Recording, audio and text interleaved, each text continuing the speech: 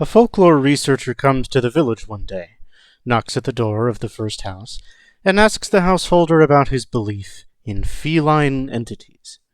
"Of course I believe in cat," comes the answer. "There is one cat who is a tabby with blue eyes. I was taught about cat by my parents. Every morning I go out onto the porch, call out, 'Here, kitty, kitty,' and leave a bowl of kibble. By evening the kibble is gone." The householder also reports a personal experience of cat. "I went out one morning with the kibble, and there cat was, gazing up at me with those big blue eyes. I couldn't say a word.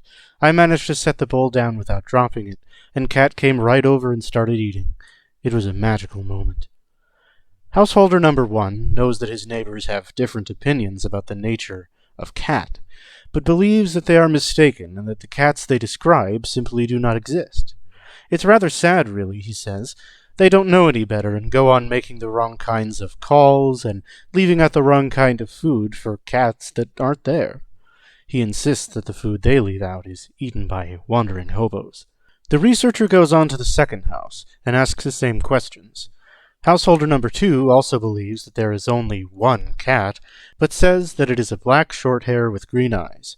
Every evening he puts out a bowl of milk out on the back steps and calls, "Puss, puss, puss," and the milk is gone the next morning. He also has had a personal encounter with cat, and describes in hair-raising terms the night he came back drunk from the pub in the next village to hear an unearthly yowling and see cat staring down at him with glowing eyes from the top of his picket fence. "I tell you, it turned my life around. Since that day I've never touched anything stronger than water." Householder number 2 also has something to say about his misguided neighbors, who disagree with him about the nature of cat. He knows that they also leave food out, but he believes that these offerings are taken not by cat, but by something much less pleasant. "Sewer rats come out at night and eat what they leave," he says. "Oh, I'm sure some of them believe that they are actually feeding cat, but I'm convinced that there are others who are knowingly feeding the rats, even petting their slimy fur. Disgusting, I say. Sooner or later, in his own time, cat will kill the rats, and then we'll see who in this village gets purred at and who gets scratched and bitten." Our researcher proceeds to the third house and asks the same questions. The householder here also believes in cat, but has far more tolerant views than her neighbors. "He's a big marmalade Tom with orange eyes," she explains. "I know the others disagree with that, of course. One must recognize that they've actually got some real knowledge of cat.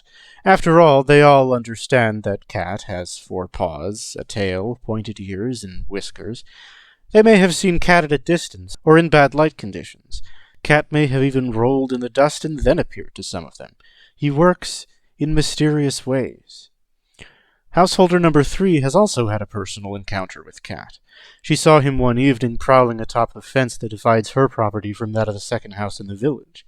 "That's how I know that he isn't limited to any one person's property," she explains.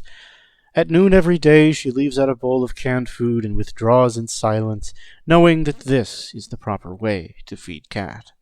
She holds, however, that cat possibly also eats the kibble and milk left out by the first 2 householders, even though she believes he likes canned food best of all.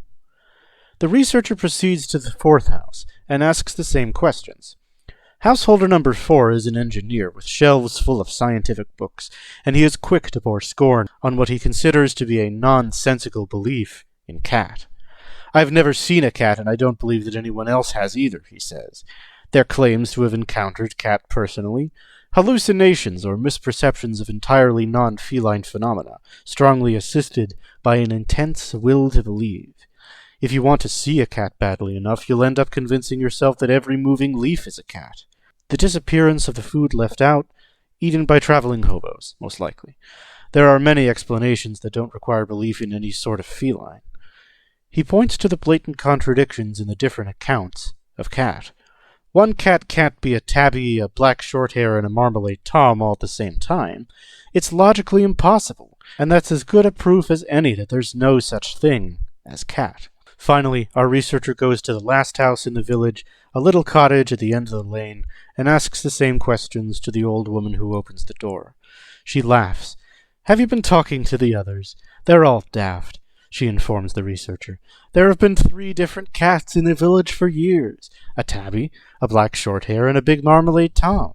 Each cat has his own territory and makes his own rounds, and each one knows where and when to get the food he prefers. Of course, they all come here now and again, and I've got kibble, milk, and canned food to feed the lot of them. What makes it all the more funny," the old woman goes on, "is that a new cat, a Burmese female, showed up in the neighborhood a little while back, and now she's had a litter of kittens. What the people up the lane will make of those when they start going out by themselves, I can't begin to think." The analogy is worth pursuing a little further. Each of the 5 householders represents a particular mode of religious belief or disbelief, and the differences among these need to be clearly understood in order to make sense of the argument. 3 of the householders have what might be called monotheist beliefs. The first householder is an exclusive monotheist. That is, he believes that there is only one cat, which he claims to be able to identify and describe accurately, and he believes that the cats described by others simply do not exist. He explains their accounts as the product of ignorant repetition of untrue beliefs by everyone but himself. Householder 2 is also an exclusive monotheist, but of a different kind.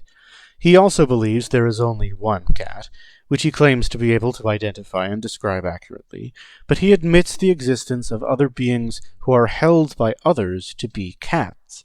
He denies, however, that they have feline status, and identifies them as malign beings of a lower order. He explains the differing accounts presented by his neighbors as the product of deception by, or collusion with, these sinister beings on the part of everyone but himself. Householder number 3 is, so to speak, a different breed of cat. She is an inclusive monotheist. She also believes that there is only one cat, which she claims to be able to identify and describe accurately, but she holds that other people's statements about the cat may be based on an actual experience of a real cat. She explains the differences between different accounts of the cat as the product of misperception on the part of everyone but herself. All 3 monotheists have experienced a personal encounter with a cat, and this forms a crucial basis for their belief that they can correctly identify the one real cat. Additionally, all 3 of them have developed interpretive strategies by which they are able to discount conflicting accounts of the cat offered by other people. The point to notice about these strategies is that all of them are based on special pleading, that is, an insistence that one's own evidence be judged by a different and more lenient standard than opposing evidence brought by others. It is, after all, just as possible that the second monotheist is unknowingly feeding a sewer rat as it is that the first and third are doing so. Equally, the third monotheist's encounter with a cat would have been as liable to involve misinterpretations or misperceptions as the encounters of the first and second. Indeed, any of the monotheists could adopt the interpretive strategies of any of the others, with equal success. The 4th householder is an atheist, and does not believe in the existence of cats at all. This is less of a difference from the viewpoints of the first 3 householders than it may seem at first glance. Householder number 4 has simply borrowed the first householder's interpretive strategy, the claim that other people's reports about cat encounters are entirely erroneous, and applied it uniformly to all reports of feline activity, rather than to all but his own. It would be equally possible to hold that all alleged feline activities, without exception, were actually the work of sinister sewer rats, as in householder number 2's view, or to extend the 3rd householder's view and suggest that all cat sightings were perceptions and interpretations of some actual creature, a small dog perhaps, whose nature and appearance did not match the claims of any of the witnesses. The great problem with the atheist's theory is that it is another form of special pleading, on a larger scale. The 4th householder explains his disagreement with his neighbors as the product of systematic errors in perception and judgment on the part of everyone but himself. He insists that his own experiences, which include no personal encounters with cats, should be judged by different and more lenient standards than those of his neighbors, which do include personal encounters with cats. Once again, the same arguments he makes in an effort to discount reported feline encounters could as easily be turned back on his own claims. For example, it is just as likely that a strong will to disbelieve in cats could lead an observer not to notice cats who do exist, as it is that a strong will to believe could lead an observer to see cats who do not exist. And the old woman in the cottage? She is a polytheist who believes in the existence of multiple cats. She explains the differences of opinion among her neighbors as the product of actual differences in what is being experienced. Her explanation accounts for the different descriptions offered by the other householders without any need for special pleading.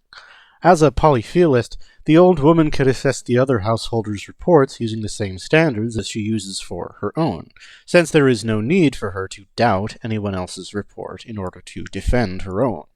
The polytheist also has the advantage of having the company of more than one cat should she desire it.